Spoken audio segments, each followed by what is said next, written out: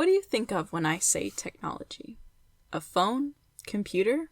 Maybe a smart car? So often it seems that we misunderstand the scope of technology. As technology shifts, there's an increasing difficulty in distinguishing between scientific inquiry and technological activity. Fundamentally, the term technology comes from the Greek techna, meaning art or craft, with logos, meaning word or speech. Together, they describe words or discourse about the way things are made. The easiest way to understand this, I think, is in terms of evolution. From the beginning of time, animals have manipulated their surroundings as tools to assist them with survival. Homo sapiens have used technology since essentially the beginning. We're pretty weak, so our survival has been largely dependent on applications that make use of our mental capabilities. The earliest known technology is the sharp rock. We use this sharp rock to make other rocks and stick sharp. Eventually, by 3500 BC, we got so good at this that we made spears, arrows, and created bows to shoot the arrows. Around 20,000 BCE, we developed agriculture, started to weave fabrics, and shaped clay to make pottery. It's also likely that at this time the wheel was created. We learned to irrigate and sail across water, assisting agriculture and the transportation of it.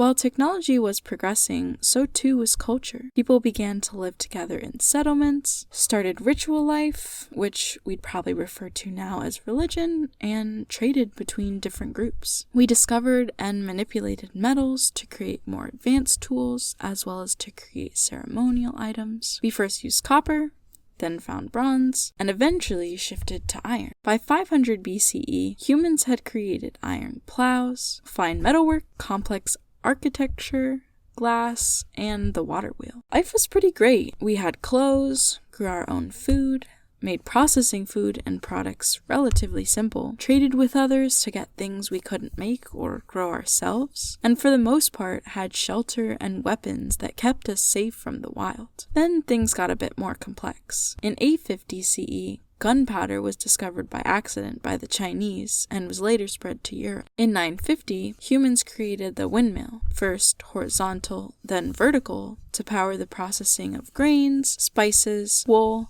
paints, and some stone products, as well as water. By 1044, the compass was made widespread. Later, the first mechanical clock was built and distributed in 1250, and in 1455, we were printing our ideas on paper.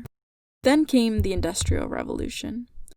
Since the Industrial Revolution, technological advancement has almost exponentially increased the abilities we have as humans. Russian economist Nikolai Kondratiev wrote The Long Waves of Economic Life, which separated modern waves of technological change into groups based on the trends of economic development. In the West, economy affects the way people live their lives in so many ways. It influences the choices we make about work, leisure, consumption, and how much to save. The major aspects of economy, such as inflation, interest rates, and economic growth, affect what we are able to purchase. Although it may not be perfect, Kondratiev's historical account of technological progression, I think, best encompasses the impacts technology has had on the lives of people in the developed world. The steam engine truly defines the first breakthrough of modern economic growth. The inventions of James Watt were made widespread throughout Europe, starting in 1780. Roughly 50 years later, by 1830, the second great wave built on the application of the steam engine, producing the metal industry, and shortly after, the development of precision engineering. Steel production and railway building radically reduced the costs of transportation, linking both people and distant markets together. The third wave describes the age of electricity. Modern electricity was made possible by the initial understandings of electromagnetism and electromagnetic induction by Benjamin Franklin and Michael Faraday. In 1880, these initial theories were applied by Thomas Edison, George Westinghouse, and others to create electrical lighting and incandescent bulbs. The invention started on streets and in factories and eventually moved into homes. The next wave radicalized transportation. It marks both automobiles as well as aviation. The underlying technologies of the internal combustion engine began in the 19th century, but it wasn't until the 20th century that they were used on a larger scale. The invention of the Model T in 1908 truly marks the age of automobiles.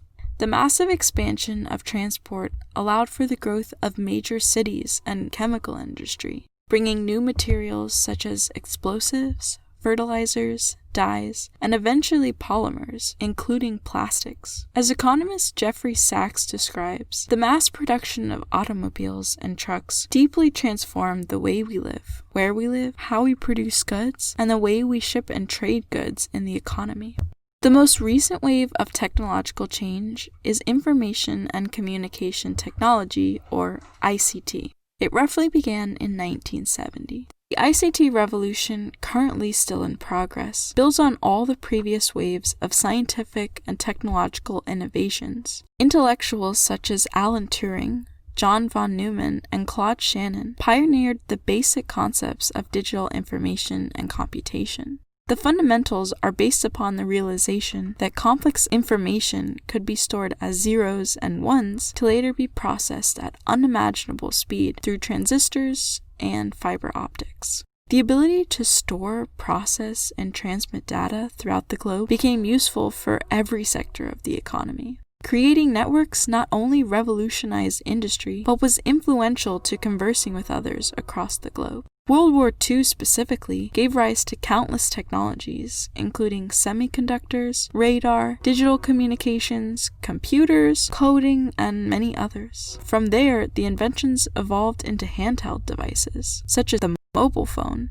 which readily reached the entire planet. Most recently, the combination of advances in space science, notably satellite systems, enabled countless applications of geographical information, expanding geopositioning systems, mapping, and spatial planning. Many of us could never imagine a life without a cell phone or the internet, but could technology have progressed any other way? This question is difficult to answer because we don't have the ability to look at alternate realities. At least not currently. Karl Marx was one of the first to argue the inevitability of technology. He argued that changes in technology, specifically production, were the primary influence on human social relations and organizational structure. In his work, The Communist Manifesto, he wrote, "Modern society, with its relations of production, of exchange, and of property, a society that has conjured up such gigantic means of production and of exchange, is like the sorcerer, who is no longer able to control the powers of the netherworld, whom he had called up by his spells." He argues that we have set in motion a level of production that will continue uncontrollably. His work was later expanded into the reductionist theory, known as technological determinism. It assumed that a society's technology determines the development of its social structure and cultural values. Most simply, it just means that technology is inevitable and uncontrollable. It's determined to happen. Looking back from where we are now, it may seem that technologies are deterministic. Our culture has shifted a tremendous amount as technology has progressed. But thinking that the internet and technologies were destined to happen is incorrect, no matter how plausible it may seem on the surface. Technology cannot be deterministic. Cultures select and shape technologies, not the other way around. And history provides many examples of societies that have simply rejected or ignored major advancements, contrary to determinism. The technology of firearms was revolutionary to war and strategy, and yet the Japanese chose to reject this to keep their culture alive. In addition, the Amish chose to carefully evaluate the impact of a device before it was accepted into their culture. They have rejected telephones, automobiles, and tractors, and still continue to thrive. As a whole, society has the ability to accept and reject technologies.